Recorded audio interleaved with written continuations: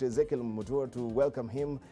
A stickler of time. Good to see you. Eh? Six on the nose, you're here. Thank you, Diba. The rest of my panelists. I know this is a leadership forum. Yeah, so we lead by keeping, yes, example. By example. We lead by example. Congratulations. Thank you, Good sir. to see you. Thank you very much.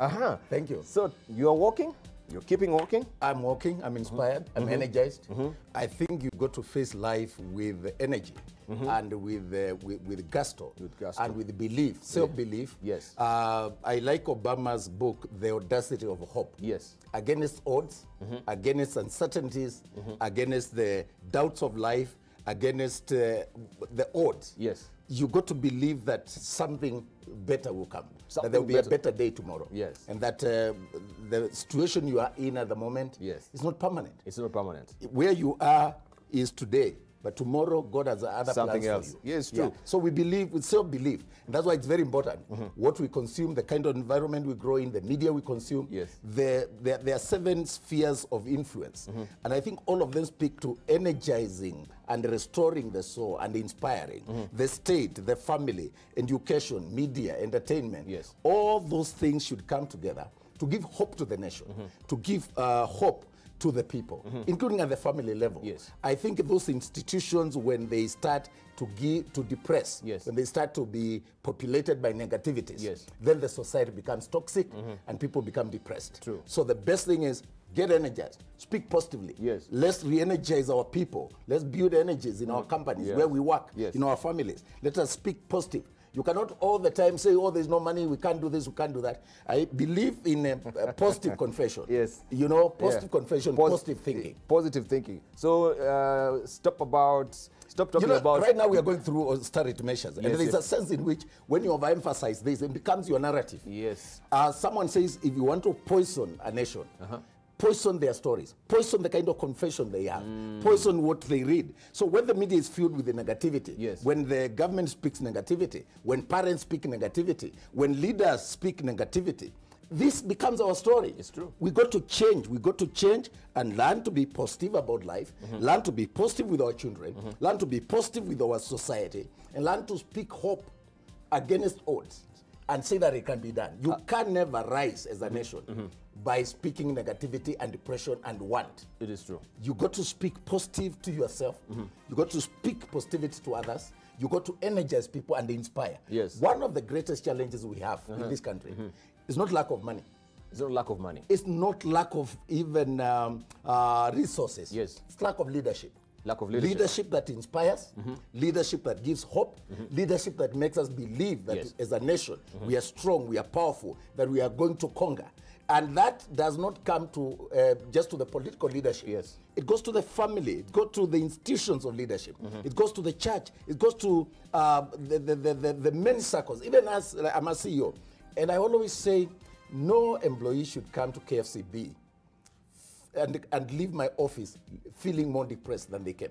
No matter what mistake we are dealing with, no matter what challenge we are dealing with, they must leave there feeling hopeful, feeling that they're inspired, feeling even if they made a mistake, they have gotten something, they have learned from it, and that they can become better, and tomorrow they can handle the issue differently. Right. So my challenge today, this morning, is that the world is difficult. Life is difficult. Life is difficult, yes. And we cannot face it by planting toxic messages and negativities, whether through the media, through our political leadership, or through the institutions of leadership.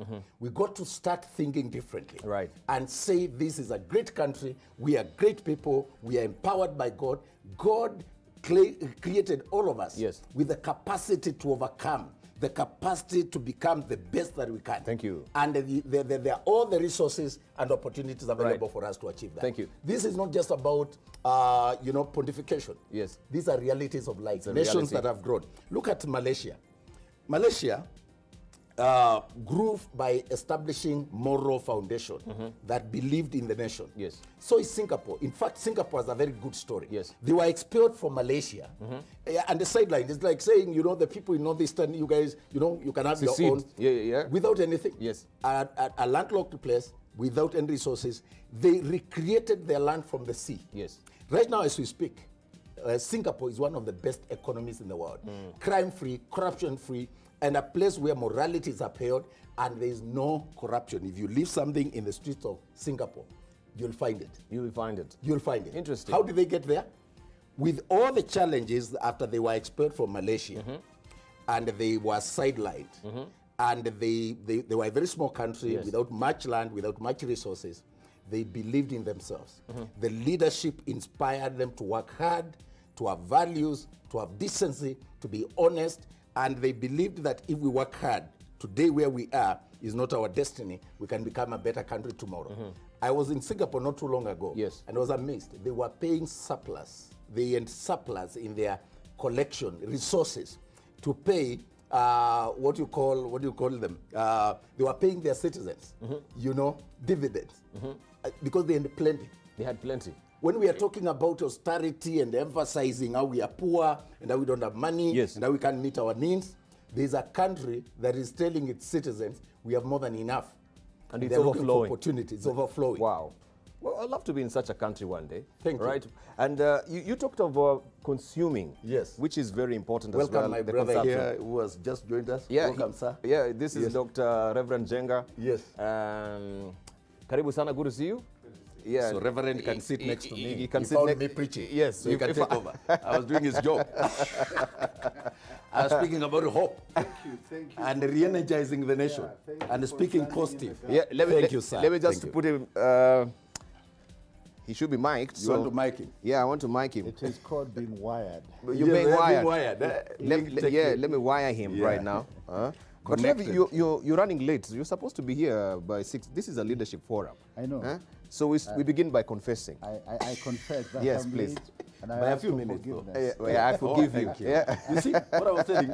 The matter is resolved. It is resolved. So, yeah. Remember That this is quickly. what I was saying. Yes. That we have so much negativity in our country. Yes. That even when mistakes happen, we emphasize on the mistake. This is a simple matter that has been resolved. And it has been right. dealt And I with. wish we can have this in our families, in our institutions of leadership, where a mistake happens, it's sorted, somebody says sorry, Yeah. and that is it. Don't hold And grudges. Of course, Reverend, I'm saying this on a light note. No, I understand. But I was telling in Dibal, we have so much toxicity in our society that actually, unless we rethink our narratives through the media, the kind of content that we consume, the environment our children are growing up in, the schools, the religious institutions, we must begin to speak hope.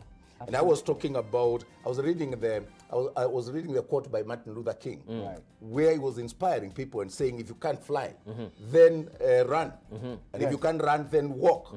If you cannot walk, then crawl. But by all means, keep moving. Keep moving. But that is the message we need to give to our people at all levels of leadership. Yes. We need to and keep within moving. the 7 spheres of influence, we got to start having positive music, positive messages, positive media, positive sermons, positive political statements, Positive books. Positive books, positive newspapers, positive news. Yes. Don't fill the screen time with negativity, murder, death, corruption. Let us think positively. There are good people like Reverend Jenga here and Ezekiel Mutua. I mean, I'm not trying to say we are holy, but by God's grace, there are many people in this country whom we can emulate. That it's not every government official is corrupt. It's not every religious leader is playing monkey business with the church. Thank you. There is a lot of positive stories that we can tell. Fantastic. And I think we need to turn the page and say we are focused too much on the negativity.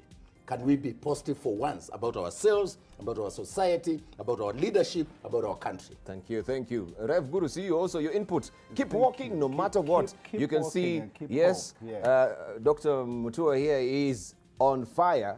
And today we will watch him burn. It's like, you know. Yeah, we will watch you burn. You're on fire already. No, are you aware that actually there is a film, a meeting actually the owners, because we banned it from India, and it's a gay theme. Okay. So I told them for once I'll be quiet about it. Then they have appealed. So I'm meeting them at 9. All right. So it's like, you know, they're supposed to premiere in Kenya today. Really? Yeah. So those are kind of discussions. So when you say banning, you are quite in the spirit. No, but I mean the burning. You are on fire. And I'm we watch burning. you. I'm bubbling you'll be with flaming out energy today. and Fantastic. Okay, I get all it. right. Reverend. Well, we've got to do what we can. Oftentimes we are busy pointing fingers, and we keep pointing fingers and looking for everybody who is doing not the right things. What we forget is one finger points at them and 3 point back at me. Yes, yes. And we need to be asking ourselves, so what am I doing? I am not the president. The president can worry about many things in this country. Yes. But there are things I can do, where I live, what I do, the way I drive. Am I throwing litter in the city and everywhere else? What is it that I can do? And indeed, there is something I can do. And also learning to celebrate life. Like Ezekiel is saying, we have been imbibing so much negativity that everything is, if somebody lands in this country from the moon and look at the newspapers, they believe we are dying. There is no hope. There is hope. There is something to live for today. So we need to learn to speak hope and know that this country has a lot to go for it. Someone reminded me, Chinese are all flocking in here and because they see opportunity. And what are we doing? We are trying to run away from this country. And everybody else knows that there is a lot of good things happening in this country. Can we talk about those? We talk about those this morning. We want to keep on walking. And also I want to welcome Pete Ondeng as well, who is just here next to me. Pete, hi. Karibu sana. Thank you. I'm late. Good to see you, sir. Yes, you're running late. You need to confess. I confess. And you know, the politicians, they normally kneel here. Oh, they do. That is a spot. Forgive him. Forgive him. It's about you. Fantastic. Good to see you. Let me just walk you over to where you will be seating so that... That's my case. Good to see you, Pete. Thank you. It's been a while. So, yeah, it's been a while. Good to see you. I know this year you've got a lot lined up for us as well. Well, I have a lot lined up for myself as well. Yes. All right, today's topic is keep walking, Keep walking. no matter what. Yes, I heard a little bit of what the other two have just been saying. Yes. And I really also agree that where your mind is focused is where we're going. And you cannot walk in a positive direction and be thinking in a negative direction. Yes. Continue. Yes, and so I think we're all going to be singing from the same song sheet today about where the country is going, where the world is heading, and where we want to go with it. Absolutely. Yeah, and it begins with this, doesn't it?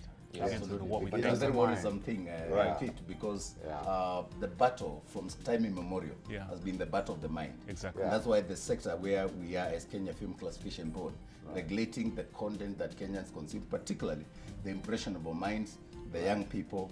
Because if they grow up in a toxic environment, consuming negative media, and negative content, they grow up unhealthy. With the poisoned minds and poisoned souls. What you put in is what comes out, isn't it? You are what you consume. That's what we say. And what we are trying to do is to say we can't do it alone. I was telling Reverend here about the 7 spheres of influence. That the sphere of family, the sphere of the state, the sphere of education, the sphere of political leadership of government, media, art, entertainment. We must come together and say, we cannot continue with these negative stories about ourselves, with this poisoned, toxic, obscene content that does not help us, narratives that only depress, narratives that don't inspire hope. Barack Obama talks about the audacity of hope. That in the midst of, or in the face of difficulties and uncertainties, a nation that believes in God and people believe in themselves and people are united can resolve that there will be a better day tomorrow and work hard towards a goal. Inspired, not by discouraging. You see, even at our family level, and the Reverend, you deal with people every Sunday.